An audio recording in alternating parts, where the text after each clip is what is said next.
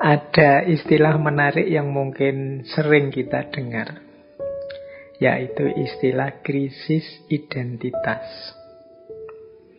Krisis identitas itu orang yang sadar tentang pentingnya identitas, tapi dia merasa masih belum punya identitas, dalam tanda petik, yaitu siapa sih aku ini hakikatnya. Aku ini bisa apa? Aku ini kemampuanku apa? Keistimewaanku apa? Keunikanku apa? Apa yang harus aku lakukan? Nah, ini banyak orang yang merasa tidak mampu menjawab pertanyaan-pertanyaan ini. Itu nanti yang disebut krisis identitas. Dalam catatan saya, krisis identitas itu paling tidak cirinya ada 4. Jadi, yang pertama, krisis identitas itu adalah ketika kita tidak pasti tentang siapa diri kita, siapa sih diriku ini. Apa artinya kehadiranku di dunia ini? Nah, ini kan teman-teman sering yang mempertanyakan seperti ini.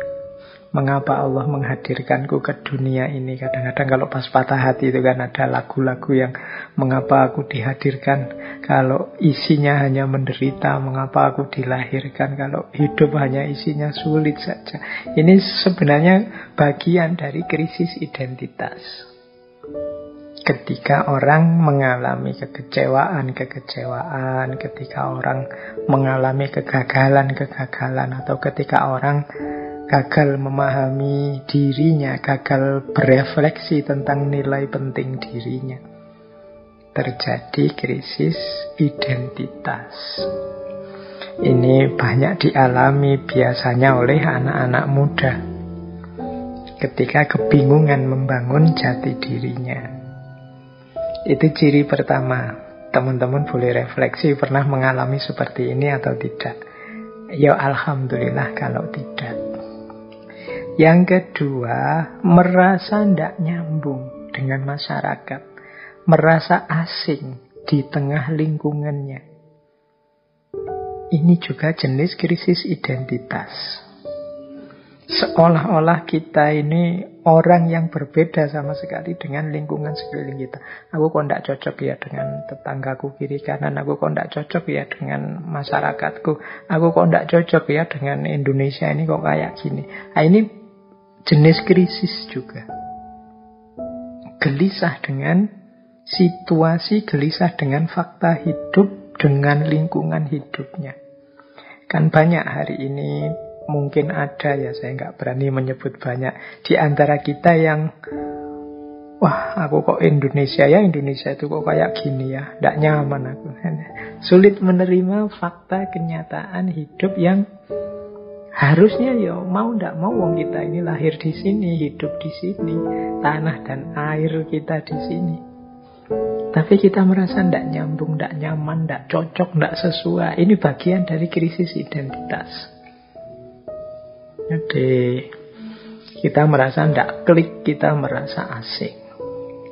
Semoga teman-teman yang ngaji filsafat ndak ada yang seperti ini. Tidak terhubung dengan lingkungan sekelilingnya. Yang ketiga, orang yang mengalami krisis identitas, di antara cirinya adalah orang yang ingin selalu dihargai dan selalu menuntut untuk diakui keberadaannya. Ini ciri ketiga. Kalau teman-teman misalnya merasa, lu aku kok dicueki terus ya, terus tertantang untuk tampil terus, aku harus muncul, harus dihargai, harus dianggap ada. Ini menunjukkan mungkin teman-teman mengalami krisis identitas. Jadi teman-teman tidak pasti tentang dirinya. Akhirnya untuk memastikan menunggu pengakuan dan penghargaan orang lain. Kita tidak yakin tentang kapasitas kedirian kita. Akhirnya kita menunggu orang lain setuju, orang lain mengakui, orang lain menghargai diri kita. Nah, kalau hari ini mungkin di antara kita yang menunggu merasa berharga. Misalnya kalau sudah posting di medsos, terus wah yang like banyak sekali, followerku banyak sekali, yang subscribe banyak sekali ya. Terus kita baru wah berarti aku ini eksis ya, aku ini ada, aku ini dihargai. Dan kita ingin terus seperti itu untuk menegaskan bahwa kita ini selalu ada dan selalu dihargai. Ini ada kalanya merupakan ciri orang yang sedang krisis identitas. Dia belum mantap dengan konsep dirinya. Dia membutuhkan pengakuan, membutuhkan penghargaan yang lain tentang keberadaan dan keunikan dirinya.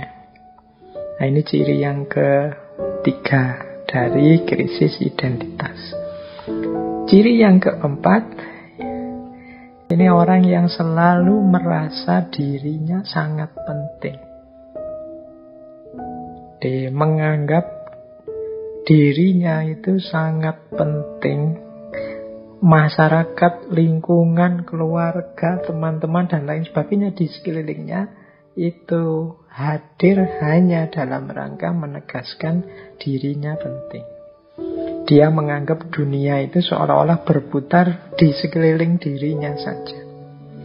Ini juga bagian dari orang yang mengalami krisis identitas.